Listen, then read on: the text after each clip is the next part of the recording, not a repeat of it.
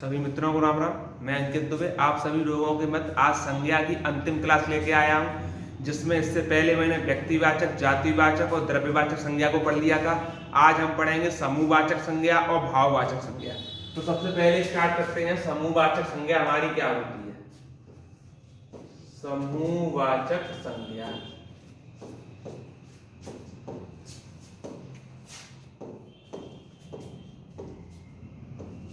समूहवाचक संज्ञा की हम बात करें तो वह संज्ञा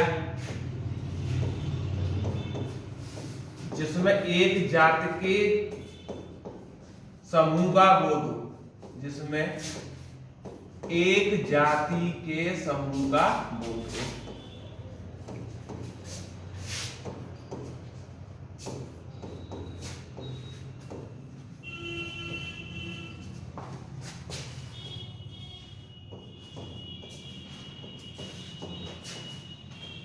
जैसे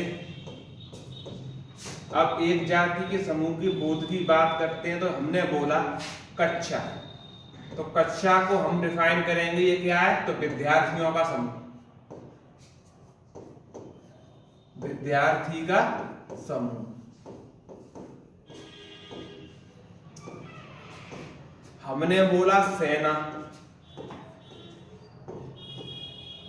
ठीक। सेना के बाद हम आगे चलते हैं तो हमने बोला ढेर।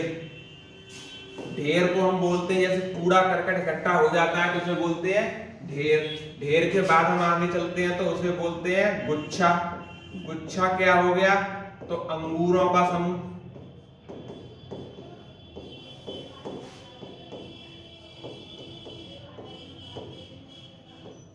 सेना हो गया सिपाहियों का समूह।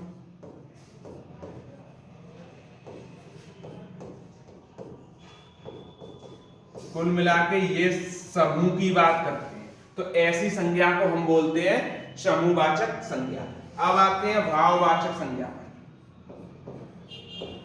ये सबसे बड़ी संज्ञा होती है, इसमें बहुत चीजें हैं। भाववाचक संज्ञा, इसको समझते हैं ध्यान से।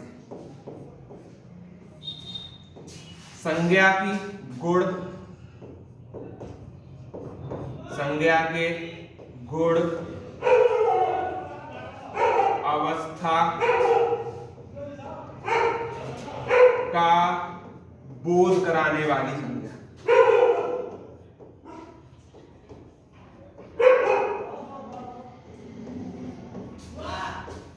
क्या कहलाती है? तो भाववाचक संज्ञा कहलाती है। कैसे कहलाती है?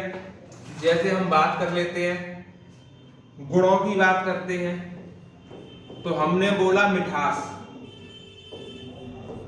जो कि मीठा विशेषण से बना है। हमने बोला सुंदरता, जो सुंदर विशेषण से बना है।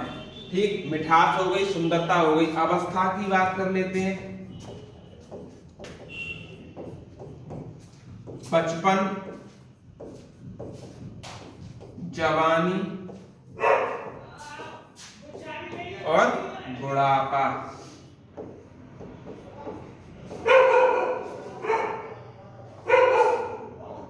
अब बात करते हैं कि भाववाचक संज्ञा किस किस से बनाई जा सकती है।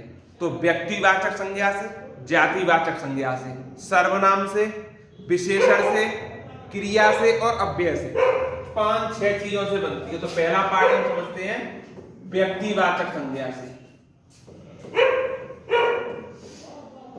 व्यक्तिवाचक संज्ञा से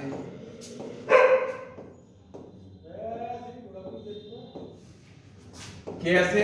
हमने बोला राम, ये तो हो गई व्यक्तिवाचक संज्ञा, और ये हो गया रामत्व, ये बन गई भाववाचक संज्ञा।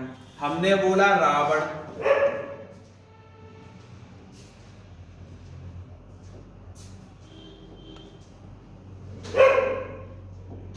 हमने बोला रावण, तो इससे बना रावणत्व।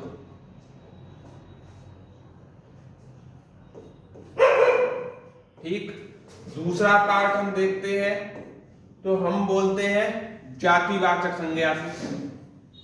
जातिवाचक से भाववाचक। कैसे बनेगा? हमने बोला लड़का, इसका हो जाएगा लड़का, लड़कापन। ठीक।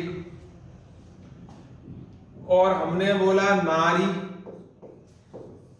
इसका हो जाएगा नारीत्व। अब बात करते हैं हम पार्ट नंबर 3 की, जिसमें हम बनाते हैं विशेषण से भाववाचक संज्ञा।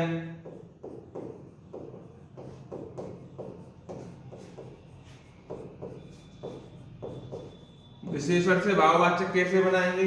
हमने बोला मीठा, जो विशेषण है इसका बन गया मिठास। हमने बोला सुंदर, तो इसका बन गया सुंदरता। आगे चलते हैं। अब सर्वनाम से बनाएंगे भाववाचक संज्ञा।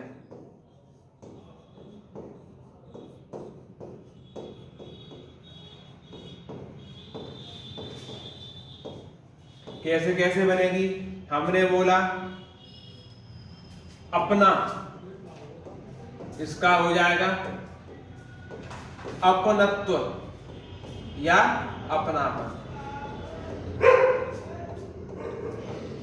हमने बोला अहम,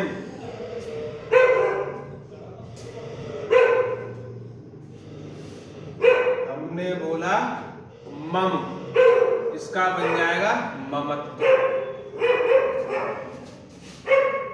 क्रिया से भाववाचक संज्ञा।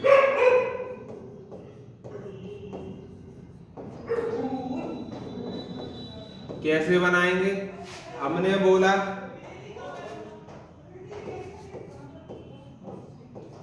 लिखना, ये क्रिया है, हम बोलते हैं लिखावट, ये भाववाचक संज्ञा होगी।